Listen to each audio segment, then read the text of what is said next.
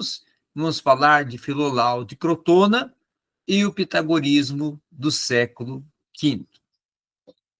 Quando nós trabalhamos com algumas questões do pitagorismo, partindo para trabalhar com o Filolau de Crotona, Platão de Fédon, ele vai nos trazer algumas informações nessa sua obra sobre quem foi Filolau. Filolau de Crotona, certo?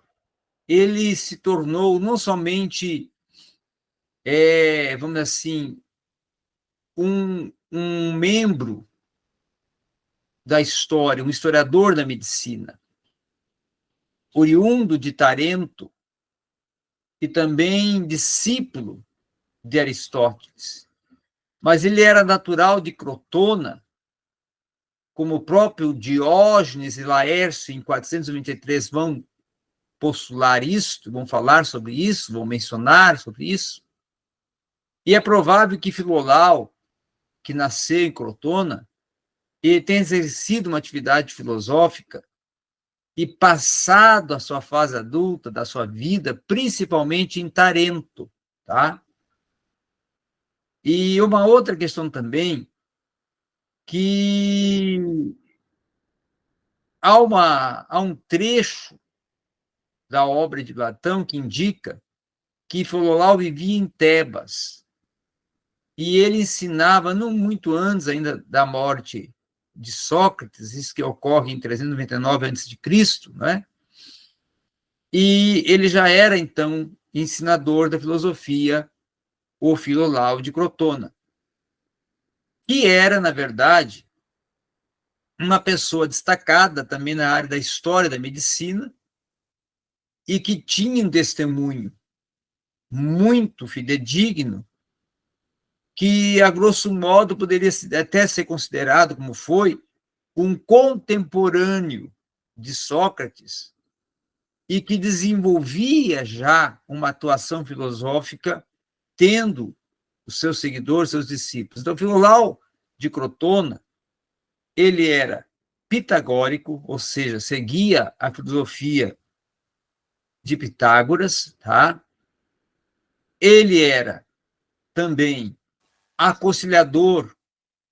de alguns filósofos. Numa carta, por exemplo, proposta numa dessas obras de Platão, ele menciona a Filolau como um discípulo de Pitágoras. Então, a história é, inclusive, referida por Hérmipo, certo? Destinava-se justamente até a falar com mais propriedade sobre algumas questões pertinentes ao próprio agir, operar e intervir de Filolau em alguns momentos da sua atuação, procurando até fazer, em algum momento, uma sátira, não é? Para com algumas anedotas de Platão e também ressaltar alguns fragmentos das obras de Filolau, dos escritos de Filolau, e até das próprias aulas, das próprias teses defendidas por Filolau, dentro de uma versão pitagorista, não é? Em que ele prioriza falar sobre algumas questões, tá? Uma outra questão também importante, significativa, é que ele vai procurar trabalhar com a natureza do universo harmonizada a partir de ilimitados e de limitadores, e trabalhando com a questão, principalmente, de desenvolver um fragmento sobre Diógenes e trabalhando a questão da vida de Diógenes, tá? Então, Filolau vai explicar por que é tentador e é ilimitado e deve ser considerado até como um conceito básico algumas análises filosóficas, algumas questões da identidade, da tratativa, da abordagem filosófica. tá? E é importante também a distinção aristotélica entre a forma e a matéria, tá? A vislumbração que é feita por Vilolau, que sobre as questões de tratar algumas abordagens também que vão além do seu tempo. E uma outra questão também interessante, que num dos fragmentos, não é, de Filolau é apresentado alguns conceitos fundamentais de Filolau, principalmente a questão do números, ou da numerologia, que para ele desempenhava um papel central no seu pensamento, tá? Provavelmente o que tinha ele em mente ao afirmar que se as coisas não fossem contáveis, impossível nos era pensá-las e vir a conhecê-las. Então, as suas palavras, talvez se fossem mais voltadas para reminiscências de Parmênides, não é? Pautado em uma interpretação, uma tentativa deliberada de afirmar, contrariamente à opinião de Eléatas, tá? De fazer um pluralismo e não um nomismo, um raciocínio, uma condição necessária de um conhecimento e de um pensamento, e trabalhar com questões, por exemplo, da natureza, da harmonia, e desenvolver articulações voltadas para questões, por exemplo, de como era desenvolvido todo esse contexto das reflexões sépticas e do conhecimento humano e da tradição que era representada na visão do próprio Filolau, por Xenófanes, por Heráclito, por Alcameon, né? Que para ele eram mentores, para ele eram pessoas que tinham um certo sentido filosófico para fundamentar as suas visões, percepções, conceitos. Então, Filolau vai supor, por exemplo, que existe uma existência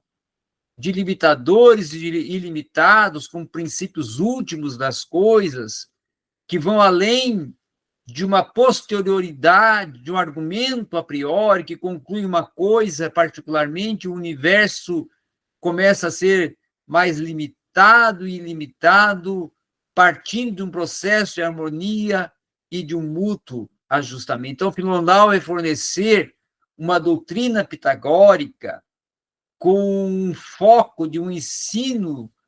voltado sobre Pitágoras, com uma argumentação mais filosófica que se aproxima do próprio pitagorismo e de uma corrente do próprio pensamento pré-socrático, em que ocorre dentro do contexto do século V ou do quinto século, em que algumas preocupações de ordem ontológica, epistemológica são partilhadas e são desenvolvidas a partir de um pitagorismo com uma roupagem inteiramente pré-socrática, numa panóplia de conceitos caracteristicamente filosóficos, tais como a própria natureza, o cosmos, o ser, o princípio, em que esses conceitos vão fazer parte da sua herança claramente pitagórica e que se torna o espaço, a oportunidade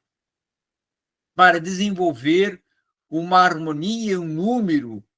de desenvolvimento, de articulação, em que é possível, inclusive, desenvolver uma articulação de uma proposta aonde o exame do principal exposição aristotélica sobre a doutrina pitagórica é apoiada a partir de um parecer que é limitador e é ilimitado em particular, mas tem um sentido propositor que vai desenvolver todo um contexto de uma articulação onde é explorado alguns aspectos centrais do ensino e da exposição de Pitágoras, interpretada, proposta, desenvolvida a partir da ótica e do olhar e das atenções de Filolau. Então, Filolau está mais voltado a trabalhar questões das ciências exatas, a articular a questão da numerologia, a desenvolver também teses históricas sobre questões da biologia, da medicina, como alguém que está transitando num olhar mais multidisciplinar ou transdisciplinar, fazendo uma ponte entre suas articulações históricas da medicina com a numerologia, priorizando uma articulação pautada em Pitágoras, que era um mentor do quinto século, em que o Filolau de Crotona está cumprindo